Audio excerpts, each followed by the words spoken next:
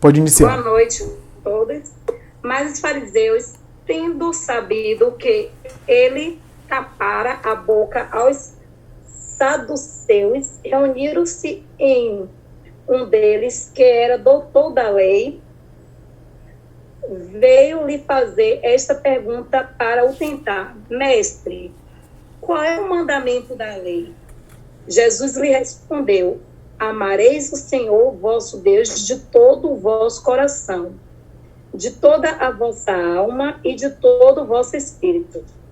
Eis aí o maior e o primeiro mandamento.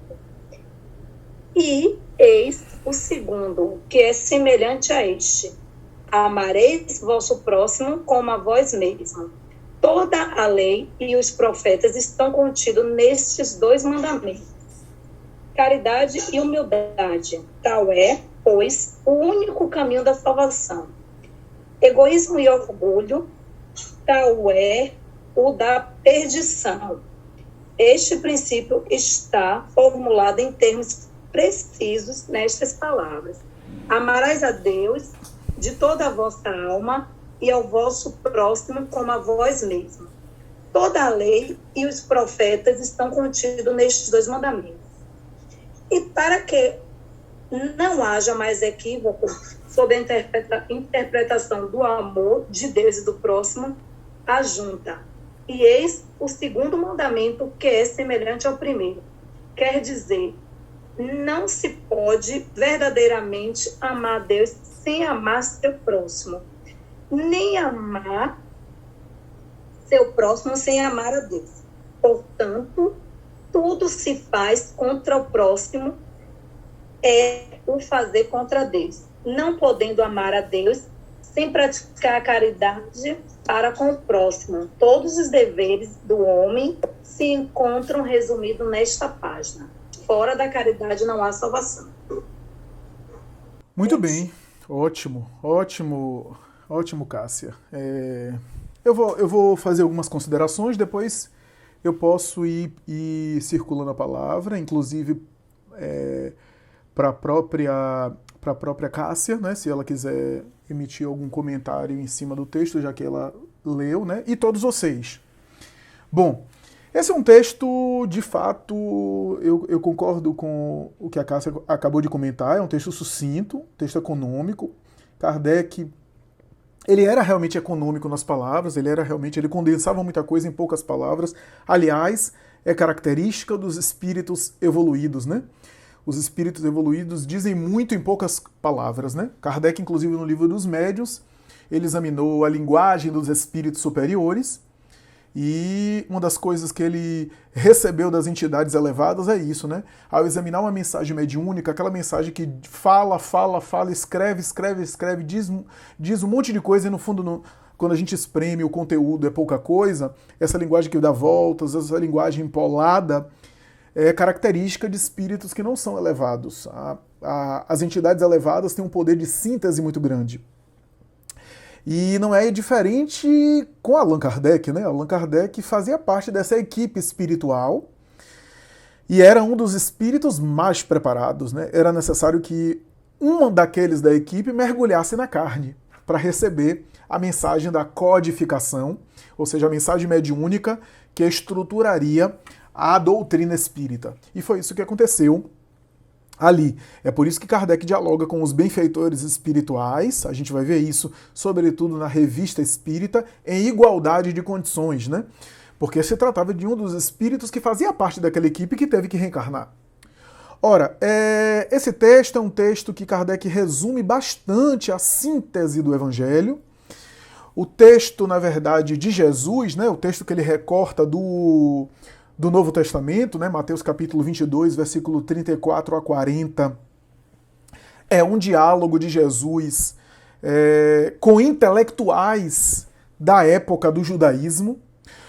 Doutor da lei na época de Jesus, e os fariseus eram os doutores da lei mais respeitados. Dentre os doutores da lei, os fariseus pertenciam configuravam, na verdade, aquele grupo de doutor da lei mais sofisticado, aquele grupo mais purista, mais ortodoxo, mais fiel ao texto e mais intelectual. Era a elite intelectual e cultural e, de certa forma, também uma elite financeira, os fariseus, tá? Mas, por exemplo, tem os saduceus, que também faziam parte, né? Eram estudiosos da lei. A lei aqui é o Torá. Aliás, a palavra Torá significa justamente isso, lei. O Torá são 5 livros de Moisés. Portanto, o Pentateuco de Moisés, ali, era o Torá. Daí, quando Jesus fala a lei e os profetas, ele está falando a lei, os 5 livros, e os profetas são os livros seguintes.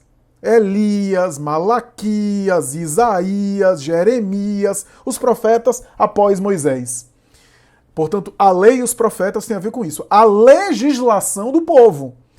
É importante aqui a gente sempre lembrar, eu sei que quem já acompanha o estudo já me ouviu falar isso, mas vale a pena a gente sempre repetir que a legislação do povo hebreu, naquela época, era o código legal, o código moral, e era também o código civil. Vale a pena aqui a gente lembrar uma coisa, o código moral, o código penal, o código civil, ou seja, os ensinamentos espirituais e religiosos e, ao mesmo tempo, o ordenamento jurídico era uma coisa só. A lei era tanto a legislação do povo, como também era o código espiritual, religioso. Daí, doutor da lei era tanto operador do direito como sacerdote. Era uma coisa só. Então, o doutor da lei era sacerdote do templo e, ao mesmo tempo, era autoridade civil, era autoridade jurídica da época. O exemplo mais conhecido que nós temos era Saulo de Tarso, que mais tarde se tornou o apóstolo Paulo. Ele era o doutor da lei, aliás, dos mais respeitáveis, doutor da lei da época. Então, quando o texto diz que os fariseus foram para ele e propôs uma questão, estamos falando de uma discussão intelectual em cima da lei. O diálogo era um debate intelectual. Era uma proposta intelectual. Jesus tinha que responder fundamentado na legislação. O que surpreendia os fariseus era Jesus citar de cor textos do Antigo Testamento. Primeiro que os textos não eram acessíveis assim a todo mundo. A maioria das pessoas era analfabeta. Poucas pessoas eram letradas. E pior ainda, era muito mais difícil, na época, mesmo para uma pessoa letrada, ter acesso aos textos. Porque ter acesso aos textos era uma coisa cara. Era você contratar um escriba, isso é, um secretário, um escrevente, que iria pegar e copiar, fazer uma cópia numa pele de carneiro, numa pele de ovelha, né, num couro ali de algum equino, de algum animal, e escrever ali com tinta ou num pergaminho. Era um processo penoso, demorado, levava tempo e era caro. Então nem todo mundo tinha acesso. Jesus citava textos de cor do Antigo Testamento, o que chamava a atenção dos fariseus nessa discussão. Então, quando os fariseus chegam para Jesus e dizem qual é o grande mandamento da lei, ou o maior mandamento da lei, eles queriam saber o que é que Jesus pensava que era mais importante de todos os 5 livros de Moisés e mais os livros dos profetas. Em Êxodo e também em Deuteronômio, Moisés lista todos os mandamentos da lei. Totaliza 613. Em Deuteronômio está lá colocado 613 mandamentos. Tem de tudo. Tem de tudo. Desde como tratar uma pessoa religiosa a como tratar um pecador que passa por você. Desde a proibição do judeu raspar a cara, isso é fazer a barba, até a obrigatoriedade de apedrejar alguém que foi pego em adultério. Então era um conjunto, uma coletânea de regras que o fariseu normalmente queria seguir de maneira fiel aquilo. Bom, mais ou menos 200 anos antes de Jesus, começou uma discussão, que é a discussão oral, A discussão oral era o quê? As discussões dos grandes rabinos, dos grandes estudiosos do judaísmo, a respeito do que era o mais importante. Um dos rabinos mais importantes da cultura judaica, Hillel, ou Hillel para alguns, que é a avó de Gamaliel que foi mais tarde o mestre espiritual de Saulo de Tarso, Hillel dizia o seguinte, desses 613, os 10 mandamentos de Moisés são os mais importantes. O Decálogo, Hillel era inspirado. Se a gente pegar o Decálogo, a gente tem ali a síntese de tudo. O Decálogo é o mais importante. Shammai também concordava com isso. Shammai era um outro rabino que discutia com Hillel. Shammai levantou essa ideia, Hillel concordou, que eram os 10 mandamentos. Mais tarde, o próprio Hillel discutiu a respeito desses mandamentos e achava que o amar a Deus acima de todas as coisas era o mandamento mais importante. Se a gente for resumir os 613, amar a Deus acima de todas as coisas, porque isso engloba tudo. O Shammai nem sempre concordava, havia essa discussão, tá?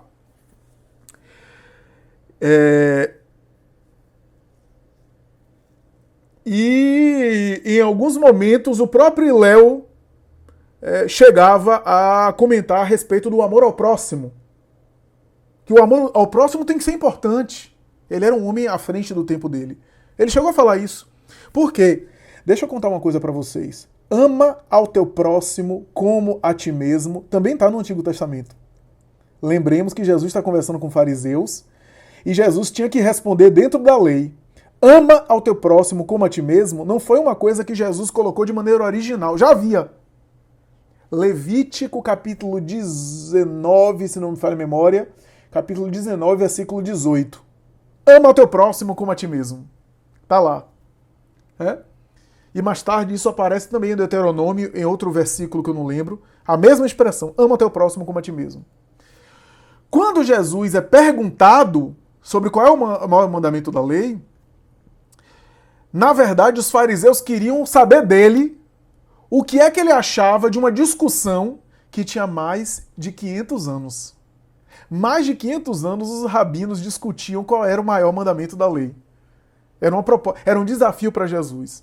Jesus cita o primeiro mandamento do Decálogo, ama a Deus acima de todas as coisas, e cita Levítico, capítulo 19, versículo 18, ama ao teu próximo como a ti mesmo. E ainda diz que esse segundo é semelhante ao primeiro, aí sim Jesus fala de uma coisa especial. Esse segundo é semelhante ao primeiro, e toda a lei e os profetas se acham contidos nesses 2 mandamentos. Quando Jesus fala que esse segundo é semelhante ao primeiro, ele quer dizer que é necessário amar ao próximo da mesma forma como se ama a Deus. Aqui é que existe o diferencial de Jesus. Por quê? Porque quando Moisés falou, ama teu próximo, o judeu entendia o seguinte, quem é o próximo? Quem é meu próximo? Aliás, foi por isso que também aquele doutor da lei chegou para Jesus, quando Jesus respondeu, ama teu próximo como a ti mesmo, o doutor da lei falou o quê? O jovem doutor da lei, quem é meu próximo? E Jesus contou a parábola do bom samaritano.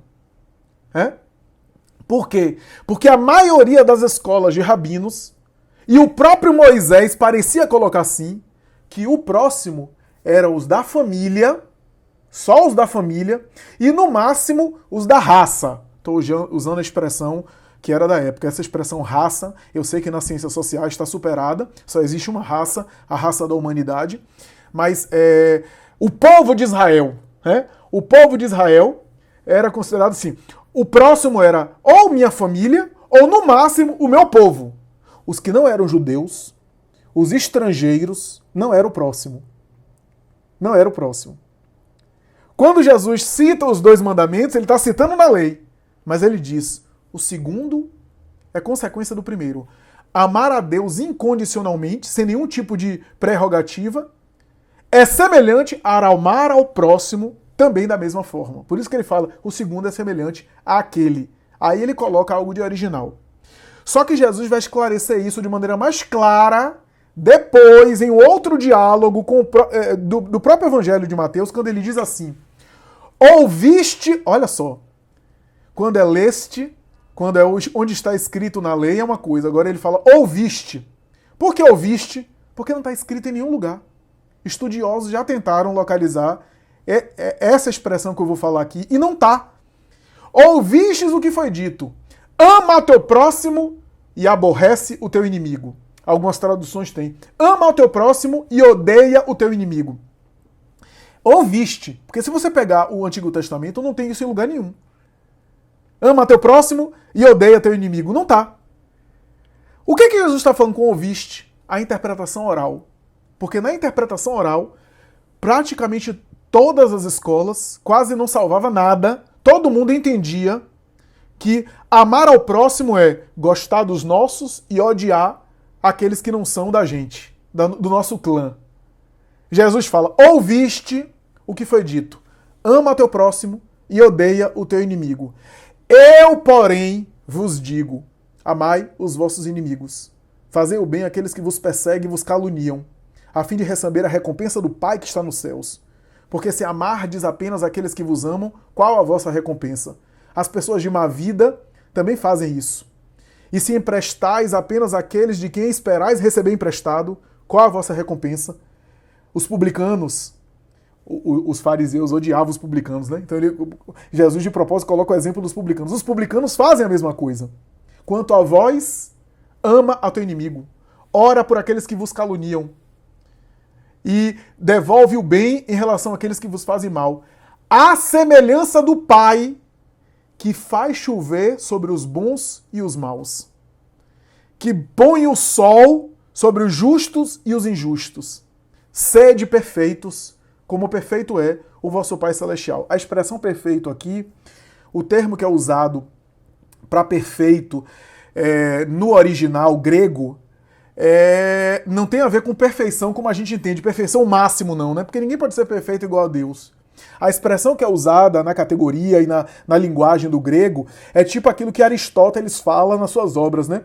Aristóteles, quando explica sobre os ideais perfeitos, ele vai dizer o seguinte: a cadeira perfeita é a cadeira que serve para sentar, ou seja, que faz a sua parte, que faz a sua função, que cumpre o seu papel. O copo perfeito é o copo que cumpre a sua função, coloca líquido para a gente beber. Então, ser perfeito é fazer a sua parte. Por isso que Jesus fala que Deus faz a parte dele. Faz o quê? Faz chover sobre os bons e os maus. Faz se pôr o sol sobre os justos e os injustos. Ou seja, faça a sua parte que você está sendo perfeito. Essa é a ideia. Joana depois vai traduzir isso de maneira belíssima, né? Vai dizer o seguinte: aquele que faz o que pode, faz o máximo.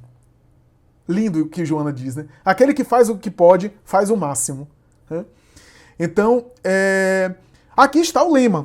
E aí Kardec, com sua sabedoria, né, coloca o tema do Fora da Caridade Não Há Salvação, que é um slogan que ele colocou para fazer uma espécie de contraposição ao paradigma da época. O paradigma da época era qual? Fora da igreja não há salvação. Né? Era um slogan que havia na tradição católica e também na tradição protestante, mas sobretudo na França de Allan Kardec, a predominância, né, era o catolicismo, né, desde quando houve a matança dos huguenotes de São Bartolomeu, da noite de São Bartolomeu, né, agosto de 1572, onde os protestantes foram dizimados em Paris e em outras regiões. Então, fora da igreja não há salvação, Kardec coloca fora da caridade não há salvação. Porque se toda a lei e os profetas estão contidos nesses dois mandamentos, Kardec vai dizer que caridade e humildade é a síntese de toda essa proposta. Por quê? Porque a humildade é a posição perante Deus. Amar a Deus acima de todas as coisas. E a caridade é a posição perante o próximo. A gente ama o próximo e a nossa relação com Deus é de humildade. Humildade para com Deus e caridade para com o próximo. Olha, então, com duas palavras, humildade e caridade, Kardec está resumindo amar a Deus e amar ao próximo. Joana, inclusive, no último capítulo de Amor Imbatível Amor, vai chamar a trilogia a trilogia de Jesus. Amar a si, amar ao próximo, amar a Deus. Trilogia, né? Essa síntese, né, do amor do ponto de vista psicológico, né? Ou seja, eu amo a mim mesmo, eu amo o próximo para conseguir um dia amar a divindade. Ela inverte a ordem, né?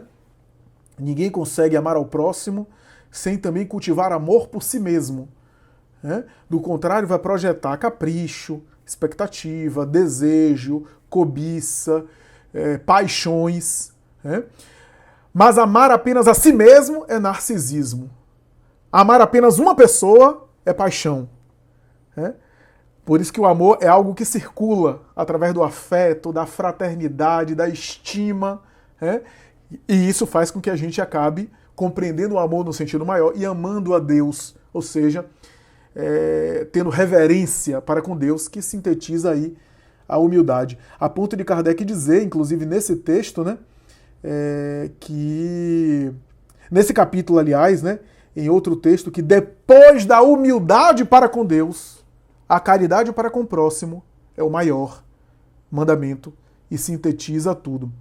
Veja que caridade aqui, para quem não está acostumado com linguajar espírita, caridade tem a ver com um amor espiritual colocado em ação. Porque o termo amor é um termo muito abrangente, né? O amor, por exemplo, na Grécia, poderia significar erotismo, né? O amor erótico, o amor eros, e havia várias, portanto, formas de representar esse amor, né? Mas o amor aqui, no sentido da caridade, é o amor que Deus tem para conosco. Deus nos ama de tal forma que é incondicional o amor dele, é incessante, é super tolerante, é infinitamente compreensivo, nos dá várias chances para a gente se recuperar dos erros que a gente comete. E está sempre buscando a gente. Em qualquer situação, Deus está sempre nos buscando, né? Esse é um amor incondicional. É esse amor divino, porque divino também nós somos, tendo a centelha, que a gente se aproxima quando a gente tenta vivenciar aquilo que é chamado de caridade. Caridade aqui é o amor espiritual colocado em ação, ou seja, não é apenas um sentimento, é algo concreto, que se manifesta em atitudes. Isso é caridade. Por isso que quando a gente fala em caridade no doutrina espírita, caridade pode ser o perdão, pode ser a doação material, pode ser a paciência, pode ser a atitude de benevolência, de doçura, o acolhimento. Caridade pode ser a educação que ilumina a pessoa, que orienta. Veja que são todos exemplos de atitudes concretas, né? Que representam esse amor espiritual colocado em ação, né? Bom, é esse o nosso comentário. A palavra está franqueada para quem quiser comentar. Vou passar para você, Daniel, mas quem quiser já fazer comentários, agregar com algumas coisas, contribuir, fique à vontade. Oi, Flávio. Oi, pessoal, boa noite. Flávio, na verdade, eu tenho uma pergunta. Em seguida, eu já vi aqui que Cássia também fez uma pergunta. Talvez, Flávio, você já tenha abarcado isso na sua própria exposição e talvez eu tenha me passado. Mas eu não entendi quando ele diz aqui, por exemplo, que o segundo mandamento é semelhante ao primeiro. O que exatamente ele quer nos dizer? Porque me parece que são coisas bem distintas, né? Assim, amar a Deus e o segundo seria amar o próximo como a si mesmo. Quer dizer, são relações bem diferentes, né? Então, por que o segundo é semelhante ao primeiro? Que mensagem é que quer nos passar com isso, na verdade? Isso é super interessante, Daniel, porque de fato aí está a chave, está o segredo, né? O amor, como é algo do espírito e não do corpo, esse amor purificado não é uma coisa do corpo. Tem até um trecho de Kardec quando fala sobre os relacionamentos humanos, ele vai dizer, nunca te esqueças, aliás, os espíritos dizem a Kardec, nunca te esqueças que o amor é um elemento do espírito e não do corpo. E é comum as criaturas confundirem os desejos do corpo com o sentimento do amor. Aqueles que se amam se buscam, dizem os espíritos ainda Allan Kardec. Se buscam de tal forma que quando acaba a vida física pela morte do corpo, continuam se buscando. Mas aqueles que confundem o amor que é de ordem, que é algo do espírito, com os interesses materiais, aqui interesses materiais é uma expressão que os espíritos usam, que não é só financeiro não, tá? Interesse material pode ser apenas desejo sexual, pode ser algo de social e assim por diante, posição, etc. Então, aqueles que confundem o sentimento de amor que é espiritual por interesses materiais, diz ainda os espíritos Allan Kardec, é comum quando desencarnam, não se encontram, não se buscam. Porque uma vez sem a matéria, não tem necessidade de se buscar. O que faziam eles se buscar eram os interesses da matéria. Olha só. Então, se o amor é um elemento espiritual, portanto divino, a origem é o próprio Deus. A relação que a gente tem com o Criador é a relação que deve se espalhar para com as outras pessoas. Vou fazer uma comparação em termos psicológicos. Dizem os psicoterapeutas e psicanalistas que muitas vezes o amor que a gente consegue reproduzir na vida adulta é aquele amor que a gente recebeu na infância. Genericamente falando, é claro que isso tem muita discussão, eu não vou entrar pelos detalhes porque a literatura psicanalítica é vasta, mas de maneira geral, o amor que a gente consegue facilmente reproduzir, manifestar na vida adulta é aquele amor que a gente recebeu. É aquele amor que a gente aprendeu, que a gente internalizou de alguma forma na vida infantil, na formação. Ou seja, a gente aprende a amar do ponto de vista da psicanálise, sendo amado, recebendo o amor na formação infantil. Vou pegar esse exemplo aqui, eu sei que isso daqui tem muita discussão, tá? Para nós não é tão simples assim. Vou pegar esse exemplo aqui para dizer o seguinte, o amor que a gente recebe de Deus é essa referência que a gente deve desenvolver para com as criaturas de um modo geral, para com os outros seres humanos. É a parábola dos devedores e credores. Quem lembra da parábola dos credores e devedores vai lembrar que os estudiosos do judaísmo ficaram espantados com o exagero, o absurdo que Jesus fez. E ele fez de propósito. Quem era da época entendeu que Jesus estava exagerando. Por quê? Porque o sujeito que devia ao Senhor devia 2.000 talentos. E quando o senhor de terras perdoa ele, ele sai do palácio e já sai do palácio pegando um sujeito que devia a ele, acho que era 50 denários. Pega o sujeito pela gola e leva até a justiça e coloca o sujeito de escravo para ele vender a mulher, filho, casa. Porque na época era o seguinte, se você tinha uma dívida e você não pagasse na data combinada, o sujeito poderia acionar a justiça e você tinha que pagar, mesmo que fosse se tornando escravo. As pessoas se tornavam escravos assim. Inclusive a família poderia ser vendida como escravo. Era um negócio sério na época. Então, o que é que acontece? O que é que os estudiosos perceberam? Que a dívida que esse homem tinha com o grande senhor de terras era 2.000 talentos. E ele cobrou 50 denários. Em cálculo atual... Tem uns estudiosos que tentam fazer o cálculo atual. O cálculo atual, só para você ter uma ideia, o cálculo atual é o seguinte. É que ele devia mais ou menos 300 milhões de reais. E o sujeito devia a ele uma coisa assim de um pouco mais do que um salário mínimo. Tá? 1.000 e poucos reais, 2.000 reais.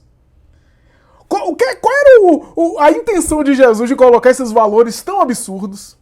É dizer o seguinte, que a nossa dívida para com Deus é impagável. A gente não tem como pagar. O que a gente deve, se for botar na ponta do lápis, o que a gente deve a Deus, a gente não tem como pagar. E a gente deveria agir assim para com o próximo. Já que a gente recebeu tanta misericórdia, a gente deveria ser mais tolerante com as dívidas do próximo em relação a nós. É essa a ideia da parábola dos credores e devedores. Depois pegue, inclusive Kardec colocou essa parábola no Evangelho segundo o Espiritismo, capítulo 11, né? Amar ao próximo como a si mesmo. Então, no fundo, Daniel, tem a ver com esse sentimento que é divino e que não apenas nos conecta a Deus, mas nos conecta com o próximo. No fundo, o que Kardec está dizendo é o seguinte, se o amor é um sentimento divino, quando a gente ama profundamente, a gente não apenas sintoniza com Deus, mas acessa o divino que existe em nós, amar ao próximo é também se conectar com o divino do outro. É aquilo que a cultura oriental chama de namastê, né? O Deus que está em mim saúda o Deus que está em você. É mais ou menos a ideia que João inclusive colocou no seu evangelho, né? João diz assim no seu evangelho, melhor, na sua carta, ele diz assim: quem diz que ama a Deus e odeia o seu irmão é um mentiroso, porque como é que pode amar aquele que não conhece, desprezando aquele que conhece? Ou seja, o próximo é criatura, é criação de Deus. É? Como é que eu amo o Criador e detesto a sua criação? É?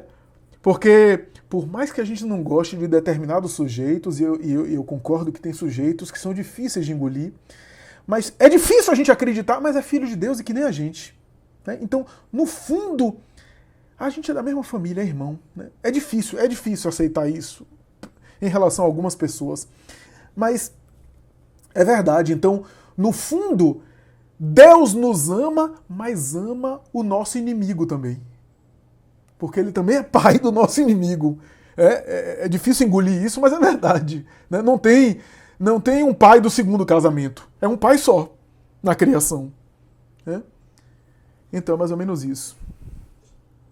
Obrigado, Flávio. Mas antes de passar para as questões de Cássia e Eliane, só para fechar aqui essa questão, Flávio, mas você acha, por exemplo, que justamente essa mensagem é algo que está se relacionando ao porvir, ou como deveria ser, ou quando ele está colocando essa mensagem já é o recorte, tipo assim, o segundo é igual ao primeiro nesse momento, ou é tipo o segundo deveria ser ou será em algum momento?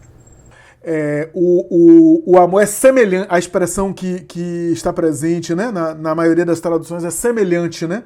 É semelhante, ou seja, é semelhante no sentido de ter algo espiritual. Agora é uma boa pergunta, se é agora ou depois. Eu acho que mesmo nas nossas imperfeições, quando a gente ama profundamente, a gente é divino.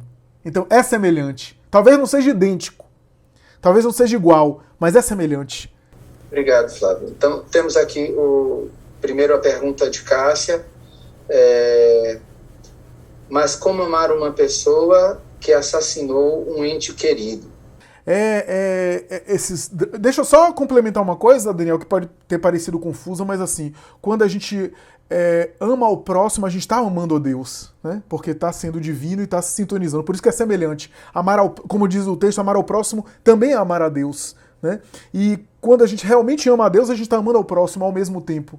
Por isso que Jesus diz que é semelhante. Quando a gente está amando profundamente o Criador, a gente está reconhecendo a sua própria criação. Né? É como se o amor que nos enchesse transbordasse para o próximo. É aquela coisa, a gente está tão feliz com alguma coisa que a gente fica feliz com o próximo. Né? E reciprocamente, quando a gente fica feliz com o próximo, a gente acaba verdadeiramente feliz, a gente fica feliz com a gente mesmo também, né? É mais ou menos essa ideia. Há alguns teólogos que chegam a dizer o seguinte: a relação que você estabelece com Deus é moduladora para a relação que você estabelece com o próximo. Se você tem uma relação com o divino de desconfiança, de descrença, essa descrença, essa desconfiança se manifesta no seu relacionamento com o próximo. Se você tem uma relação ingênua e imatura com Deus, essa forma de interagir imatura vai se manifestar também com o próximo. E assim por diante. Então, há teólogos que acham que a relação que a gente estabelece com o sagrado, com o espiritual, ou seja, com a divindade, é moduladora para a gente entender como a gente funciona com o próximo. Né? Então, por isso que é semelhante a... Né? Bom, essa questão de Cássia é uma questão de fôlego. É uma questão que eu não ouso esgotar, porque eu nunca passei, por exemplo, por uma situação dessa, pelo menos nesta encarnação, né? Então, sendo muito sincero, ainda não passei por uma situação dessa nessa existência, de ter, por exemplo, um ente querido assassinado e estar diante de uma situação, né, de me ver impelido a viver aquilo que eu acredito, viver aquilo que eu prego, inclusive, que é perdoar aquele que assassinou, por exemplo, um parente meu. Então é fácil eu falar teoricamente sem ter vivido isso. Mas é o que o Evangelho nos ensina. Certa vez, conversando com o espírito obsessor, um obsessor cruel, que não era um obsessor meu ou de alguém que eu conhecia, mas era de alguém da lista de vibração por quem a gente orava. E esse espírito foi trazido para a sessão mediúnica. Né? E ele dizia: vocês que oram por ele, vocês não sabem o que ele é. Vocês conhecem ele de maneira superficial. Eu sei quem é esse sujeito.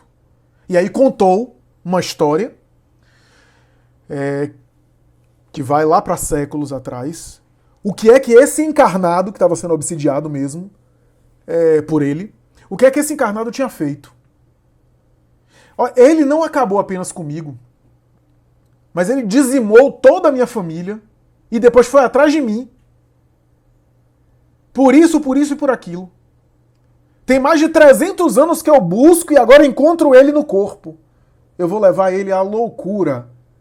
Vou levar ele à destruição total. Eu vou induzi-lo ao suicídio, à destruição total, e quando ele vier para cá, ele me paga. Eu disse, olha, sinceramente, eu não sei se no seu lugar eu não faria a mesma coisa. Porque é fácil eu teorizar aqui, sem sentir a dor que você está sentindo. Mas eu também não posso mentir para você e ensinar a você o contrário. Eu não posso dizer, vá lá, se jogue, sacie o seu desejo de vingança destruindo ele, porque aí você vai ficar bem, porque você não vai ficar. Vamos pensar aqui comigo. Você já sabe que a morte não existe, porque você está aí no mundo espiritual. Então você sabe que ninguém morre. Você vai matá-lo? Você não vai matá-lo, ele vai continuar vivendo. Tá, você leva ele à destruição, ele morre, se acaba, você arrebenta ele chega aí. E depois? Você saciou sua sede de vingança, mas você não tem a felicidade que você perdeu. Você não consegue recuperar os seus familiares. Aliás, os seus familiares também estão aí, não estão? Eles estão. Cadê eles? Cadê eles? Estão aí com você? Ah, eu não quero falar nisso. O obsessor às vezes tem isso, né? Mecanismo de defesa. Ah, eu não quero falar sobre esse assunto, eu não vim aqui para falar sobre isso. Não, porque você está dizendo que quer se vingar por causa dos seus familiares. Por amor dos seus familiares. Mas parece que você pensa mais nele, no sujeito que você odeia, do que a sua família. Porque a sua família está aí no plano espiritual igual a você, e você ainda não foi buscar eles. 300 anos atrás do sujeito que odeia e se esqueceu das pessoas que você ama? Então seu ódio àquele que você detesta é mais importante do que o amor por aqueles que você diz que perdeu e por isso você quer se vingar? Por causa desses que você nem procurou saber? O ódio faz o espírito obsessor simplesmente se desconectar de tudo e ficar só focalizado, né, no desejo de vingança. E aí eu falei para ele, olha, eu estou falando isso com você, não porque talvez eu reagisse até pior do que você. Talvez eu fosse até mais cruel. Né? Mas o que eu posso te dizer e te ensinar, eu não posso te ensinar de maneira diferente, é que isso não vai levar àquilo que você quer. Você vai adquirir débitos que vai ter que resgatar futuramente. Enquanto você suja suas mãos de sangue, você fica igual ou pior do que ele. E depois? Se ninguém morre. E depois, o que é que você vai fazer? Então, meu amigo, eu não tenho a ousadia de dizer para você perdoe agora, porque são 300 anos. 300 anos é uma ferida muito aberta. Você não vai conseguir perdoar agora. E ele disse, o que é que você pede então? Eu só peço para você, quando acabar essa reunião aqui, você não ir lá. Não voltar para casa dele. Se a ferida está aberta e você voltar, vai abrir mais, vai sangrar mais. Evite ir. Fique aqui com os benfeitores espirituais. Porque você não vai perdoar agora, mas esse é o começo. Parar de se vingar já é o começo de perdoar. Então, eu não sei se eu, na Terra, vivendo uma situação dessa, reagiria de maneira ideal, porque é fácil teorizar. Mas eu tenho em mente de não procurar me vingar, já é um grande passo. Não procurar, por exemplo, tirar a vida do outro que tirou a vida do meu familiar. Porque pelo menos a noção espiritual me ajuda a saber que o meu ente querido no plano espiritual não vai ficar feliz se eu me comprometer matando alguém. Pelo contrário, ele que carregue isso. Eu não queria estar no lugar dele. Eu perdi meu familiar, eu sofro pela morte do meu ente querido, mas entre alguém que perdeu o ente querido e alguém que é assassino, eu não queria estar no lugar do outro. De carregar isso comigo. Para mim isso seria muito mais pesado. Então, o Espiritismo nos ajuda a entender que alguém que assassinou outra pessoa está doente. Não está bem. Carrega consigo conflitos. E adquire um débito que é um dos mais pesados cortar a oportunidade da reencarnação, da encarnação de alguém, é um dos débitos mais pesados que a gente adquire.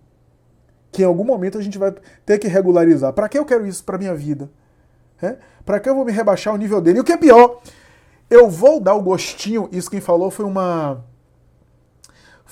sobrevivente do Holocausto nazista, né? Eu não vou dar o gostinho a Hitler de ele me destruir pelo ódio em relação a eles. Não. Se eu ficar odiando os nazistas, o ódio vai me destruir e eles conseguem o que eles querem. Não. Eu não vou carregar esse ódio comigo para demonstrar a eles que eles não conseguiram o que eles queriam. Acabar comigo. Porque se eu cultivar esse ódio, eu vou acabar me destruindo. Né?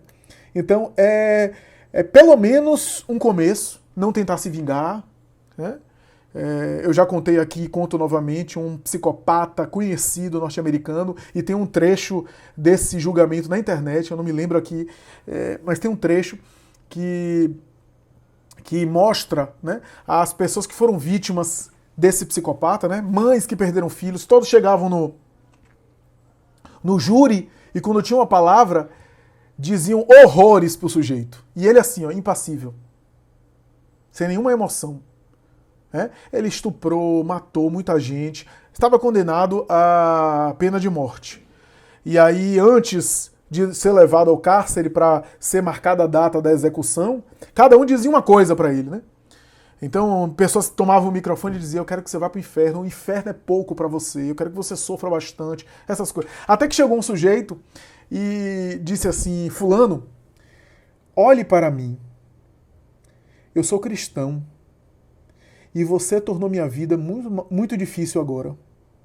Porque quando você assassinou meu filho, você agora está tornando minha vida muito difícil porque está me obrigando a tentar viver aquilo que eu acredito. Todos aqui falaram contra você, praguejaram contra você, não eu. Não eu. Eu quero dizer aqui na frente de todo mundo que eu lhe perdoo. Eu perdoo você. O que você fez, você vai ter que dar conta. Você não tem o meu ódio. Porque você só pode ser um rapaz que está muito doente. A câmera filmou o sujeito, que é um psicopata, a rigor, psiquiatricamente ele não sente empatia. Ele prorrompeu em um choro. Começou a chorar. Entrou num pranto convulsivo. Se eu achar o vídeo, eu compartilho depois no grupo com a gente, né? O que eu acho é que é o seguinte, que essa ideia do amor ser divino, né? Os próprios espíritos colocam isso lá em O Evangelho segundo o Espiritismo, né? A gente tem lá aquela mensagem de Lázaro chamada Lei do Amor, que ele diz assim que o amor é de ordem divina, né? Então, quando a gente fala de ordem divina, não é necessariamente que porque quando a gente fala divino, a gente já pensa numa liturgia religiosa, né? Não, é no sentido de essência, né? De essência, né? O amor tem a ver com algo que tem origem divina, né? Qualquer tentativa de amor tem como referência maior o amor de Deus. Aqui é a parábola do filho pródigo, né? A parábola do filho pródigo, no fundo, é para demonstrar o amor de Deus. Tanto é que o estudioso Abraham Joshua Heschel, ele costuma dizer que a parábola deveria ser a parábola do pai que busca o filho, né? Porque, na verdade, como diz ele, Deus em busca do homem, né? Aliás, é uma obra dele, né? Deus em busca do homem, né? Teólogos católicos e protestantes disseram: como é que a gente nunca percebeu isso, né? Que é uma parábola que Deus está buscando o filho, né? Através daquela figura daquele pai que busca o filho, né? É Deus em busca do homem, né? É como se Jesus dissesse o seguinte: você não tem ideia de como é o amor divino, né? O amor divino é representado naquele pai que está correndo atrás do filho, né? Afinal de contas, a gente já examinou aqui a parábola do filho pródigo, e na parábola do filho pródigo, o pai sai correndo atrás do filho. Não é o filho que volta. Quando o pai aparece, é o pai. Quando o filho aparece, né, perto da casa, é o pai que se adianta e vai correndo para abraçar o filho, né? Então é Deus correndo atrás do filho, né? Ou dos filhos, né?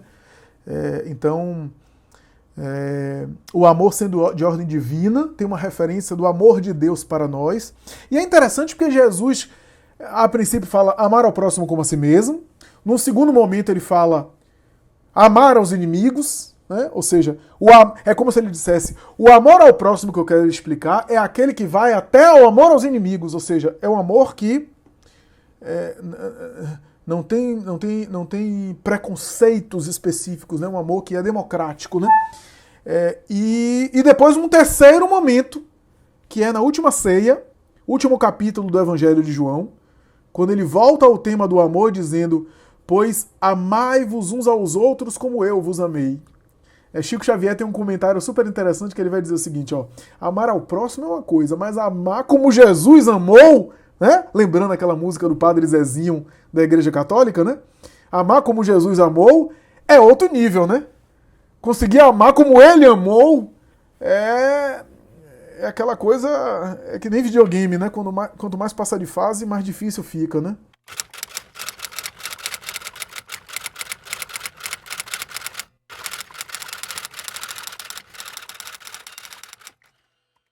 Nada que é isso, o seu exemplo é super enriquecedor.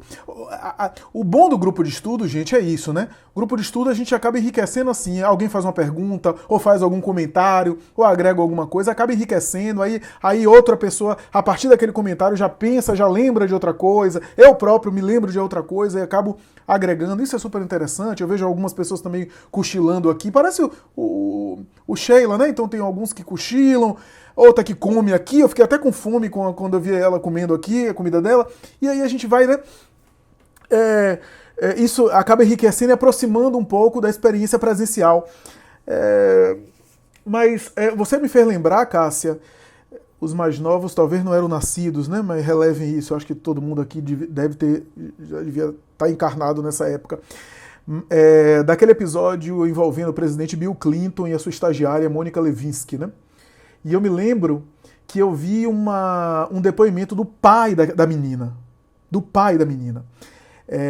Ele era separado da mãe dela, era um pai distante, era um pai que simplesmente, depois da separação, como muitos pais ainda fazem, com várias e honrosas exceções, e boas exceções, que se separam, mas não se separam dos filhos e continuam ali presentes. Mas ele não foi assim, como muitos outros homens fazem, né?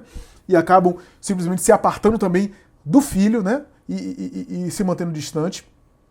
E ele se aproximou da filha depois daquele escândalo. E eu me lembro de um repórter que perguntou a ele, desses repórteres sensacionalistas, né, que querem colher notícia, que querem produzir estardalhaço, perguntou para ele,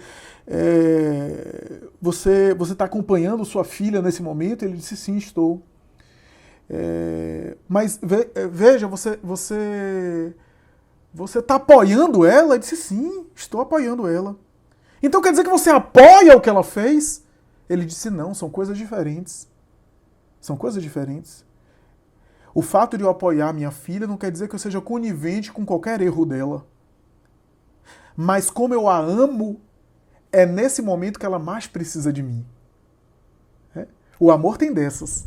No momento que ela mais precisa de mim é que eu preciso ficar perto dela. Porque talvez o equívoco dela, aqui para nós, estagiária do homem mais poderoso do planeta, do homem que representa o símbolo da força, da superpotência mundial, se encantou, idealizou aquele homem. Como dizer não? Como permanecer e não ceder? Então, muito nova, e ele disse assim, a diferença de idade dele para ela é como a minha diferença para com ela. Então eu acho que a minha ausência também pode ter contribuído, eu posso ser responsável também em parte. Por isso, talvez ela estava procurando inconscientemente o pai que se manteve à distância. E na sua insegurança se entregou a ele da forma como a mídia noticiou. Então são coisas diferentes. Eu não concordo com o erro de minha filha, mas eu não vou abandoná-la ela agora. Sabe por quê? Porque ela tem pensado em suicídio. Ela está pensando em suicídio. E eu preciso estar agora do lado dela. Então, Cássia, é mais ou menos esse raciocínio. Quer dizer, a gente é só amigo na glória. O fato de eu ser amigo de alguém que cometeu um crime, eu continuo com amizade. Isso não significa que eu estou concordando com o erro dele. Mas eu não vou virar as costas para ele. Eu não vou endossar o erro dele. Eu não vou querer fazer do erro dele um acerto. Não é isso. passar a mão pela cabeça dele ou defender uma coisa errada, não é isso. Mas se eu sou amigo, se eu tenho afeto por alguém, no momento que erra, no momento que está no fundo do poço, é aí que eu demonstro realmente meu afeto, minha amizade, meu apoio, meu estímulo, para ele, inclusive, conseguir pagar o erro que cometeu, para que ele responda à justiça e assim por diante. Eu sempre acho, tem poucas coisas que me incomodam na minha profissão. Pouquíssimas coisas. Eu estava fazendo avaliação recentemente, poucas coisas. Eu tenho algum incômodo pessoal e eu ouço, escuto e acompanho muitas histórias na minha atividade profissional. Mas tem uma coisa que me incomoda um pouco, que é as punições coletivas. Para mim, as punições coletivas me incomodam um pouco. Para mim, eu sempre tive um certo repúdio dos linchamentos coletivos.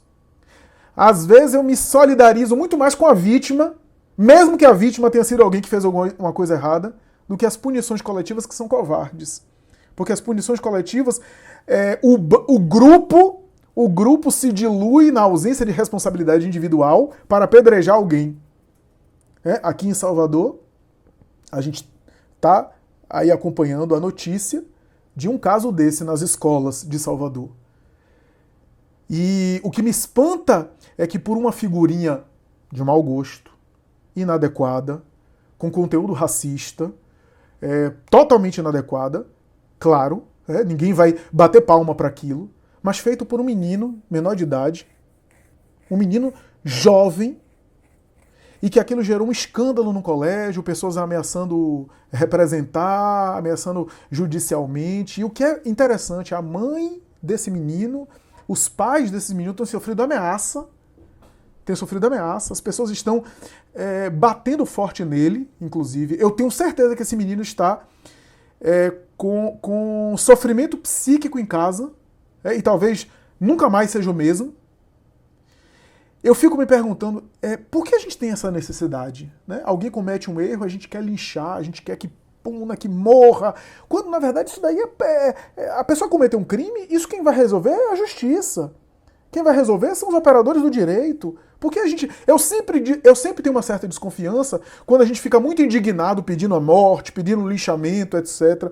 Eu fico me perguntando, esses pais que estão se manifestando e até ameaçando o pai desse garoto, conhece profundamente todas as figurinhas que o seu filho tem no celular? Consegue saber tudo que o seu filho faz no celular? O seu filho de 13, 14, 15 anos nunca escreveu nada no WhatsApp que é uma besteira, que é uma bobagem, de mau gosto? São todos filhos exemplares. Então, a gente tem uma certa tendência psicológica de punir quando alguém está na fossa, quando alguém cometeu um erro, uma coisa equivocada, cometeu um crime. A gente tende a se manifestar com raiva, querer fazer justiça com as próprias mãos. Isso, na verdade, sempre me chamou a atenção e, para mim, é sempre algo assim que a gente carrega mal resolvido dentro da gente. Sabe aquela história recentemente, do padrasto que, segundo o que se diz aí, deve ter assassinado o enteado, espancava regularmente. Uma coisa horrorosa, segundo o que se aponta, tudo indica que é isso mesmo, né? Segundo o que se diz aí, a mídia e as notícias. Eu vi gente dizendo que morra ele com requinte de crueldade, etc. Eu sempre vejo essa indignação e quase sempre essas pessoas que estão falando isso é aquele pai que está dizendo que pede a morte do sujeito lá, que chega em casa às vezes embriagado e dá uns tapas na filha, que de vez em quando dá umas coças no filho quando está exaltado. Então, no fundo, essa indignação exagerada para mim é o seguinte, é a minha dificuldade de lidar com a minha violência e o meu sentimento de negação de aceitar que as crianças são maltratadas de vez em quando, que há crianças que são maltratadas, infelizmente, e a gente reage a isso se indignando e querendo destruir alguém publicamente, né? Então, esse sentimento de punição eu acho muito, muito perigoso. Eu nunca gostei muito de psicologia de massa, porque as psicologias de massa são aquelas que ocasionaram regimes totalitários, de direita e de esquerda.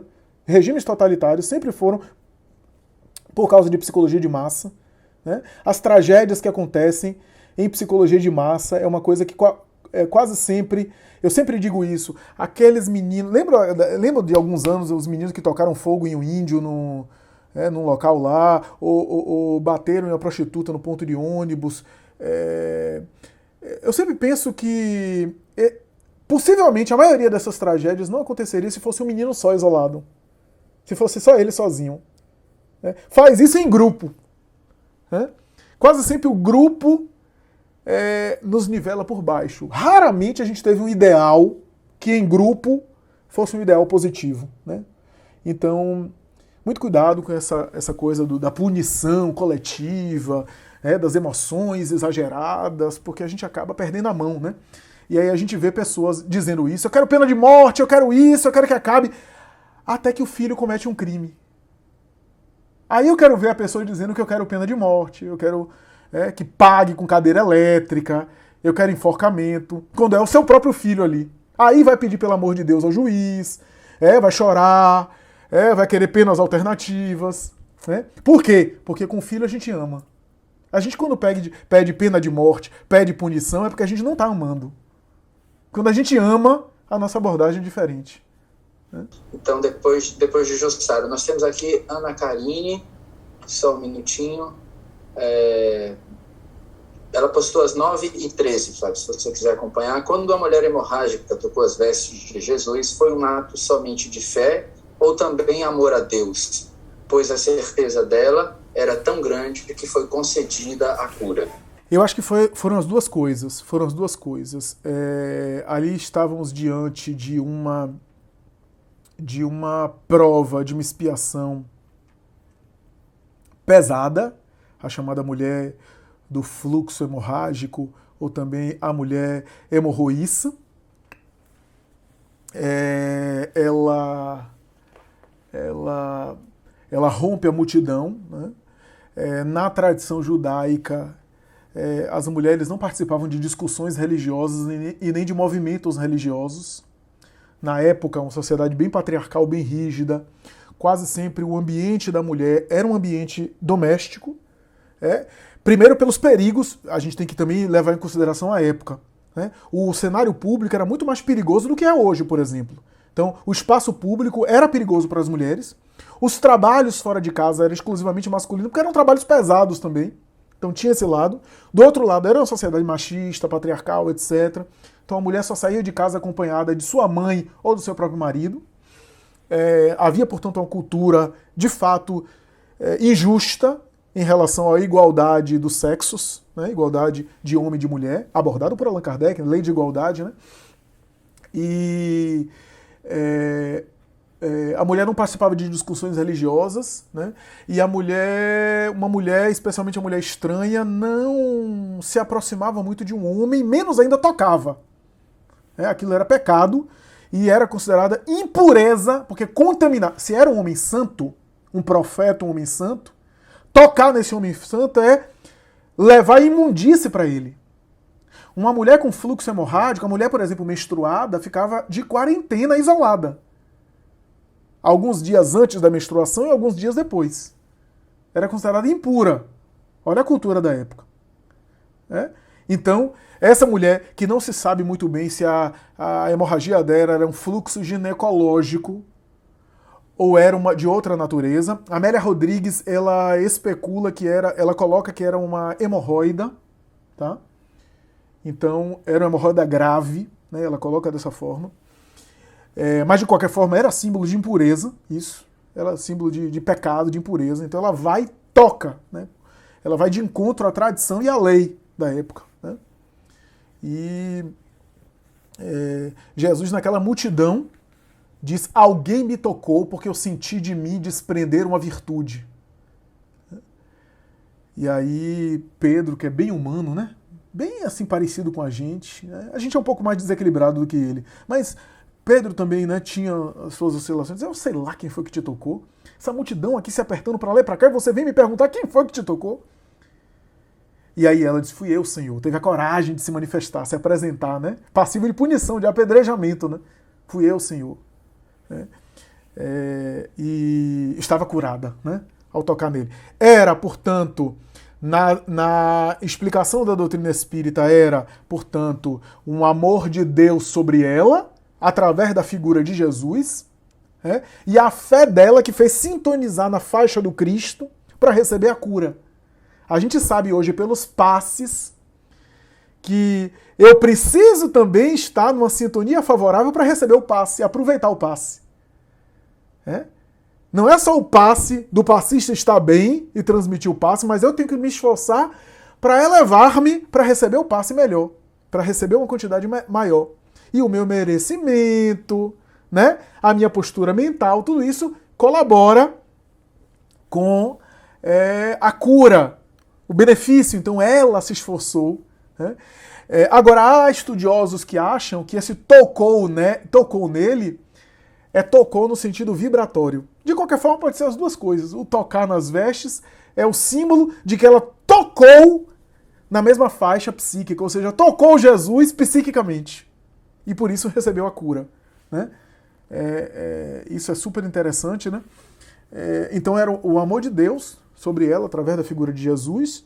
Talvez na lei de causa e efeito, a prova dela havia acabado, a expiação dela já tinha chegado ao fim, e por isso a cura foi uma cura total.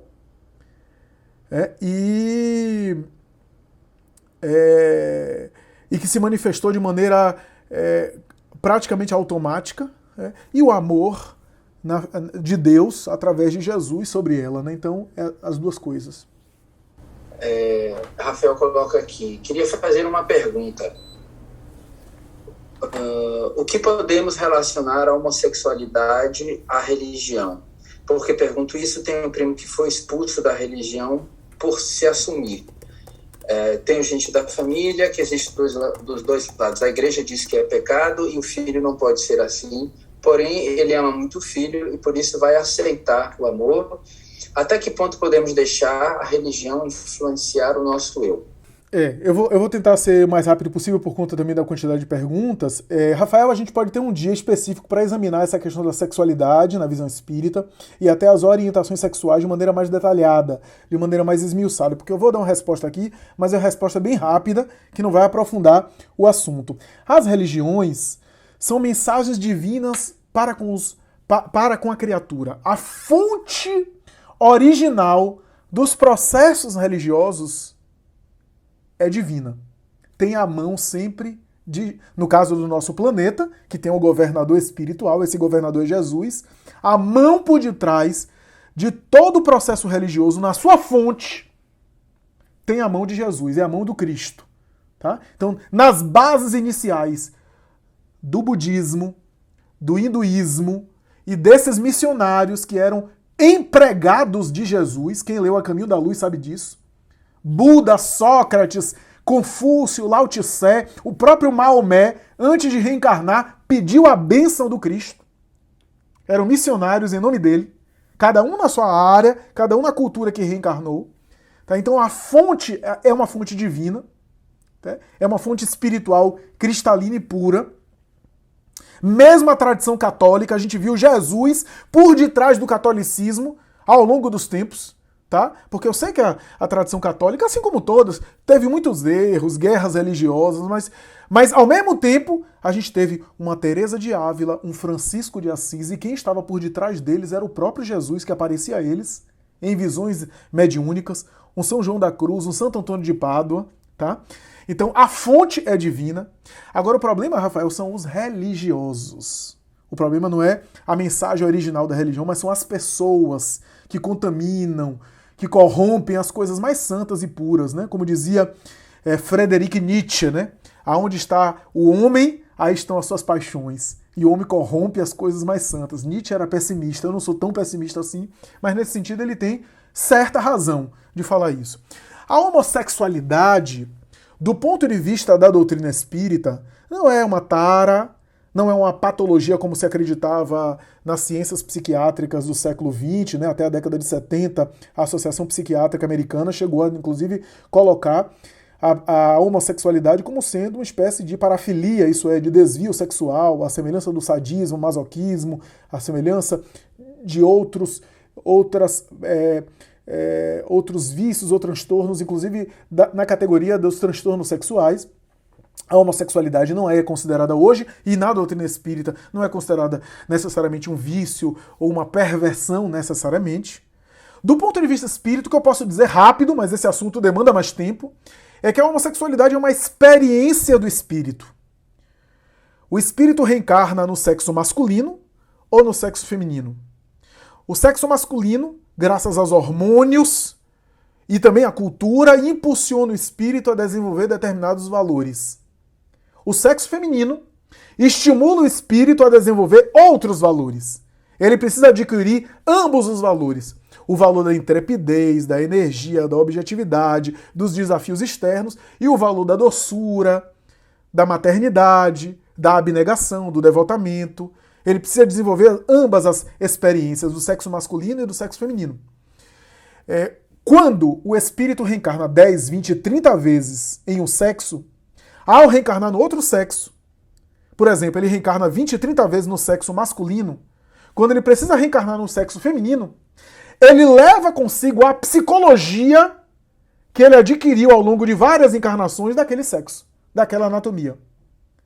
E se manifesta ali, na encarnação, com características mais masculinas. Afinal, ele reencarnou 20 vezes no sexo masculino, ele adquiriu determinada psicologia mais masculina. Da mesma forma, a mulher que reencarna 20, 30 vezes como mulher, ao reencarnar como homem, leva consigo um pouco das características psicológicas que foi desenvolvendo ao longo dessas encarnações. Quando, por inúmeros motivos que não tenho tempo aqui para examinar, mas quando ocorre, por alguns motivos até elencados por Emmanuel na obra Vida e Sexo, quando ocorre que a minha psicologia, graças às encarnações anteriores, é tão acentuada, é tão predominante sobre a fisiologia na qual eu estou encarnado, essa psicologia predomina a ponto de as minhas características psicológicas predominarem em uma preferência sexual, estamos diante da homossexualidade. Do ponto de vista de Joana de Ângeles, de Emmanuel e de outros, o que importa não é se a pessoa é heterossexual ou homossexual, mas a conduta moral que ele se permite. A conduta ética que ele tenha. Aí sim que ele vai desenvolver. A nossa recomendação como espíritas é: não seja promíscuo. Seja homo, seja hétero. Não seja promíscuo. E o resto, como a pessoa vive a sua vida sexual, é uma questão da sua consciência, que da mesma forma que a gente não se mete na vida do heterossexual, a gente não vai se meter na vida do homossexual. É uma questão de foro íntimo. É isso que a doutrina espírita tem a dizer. Agora, se tivesse tempo, eu ia desenvolver um pouco mais a esse respeito.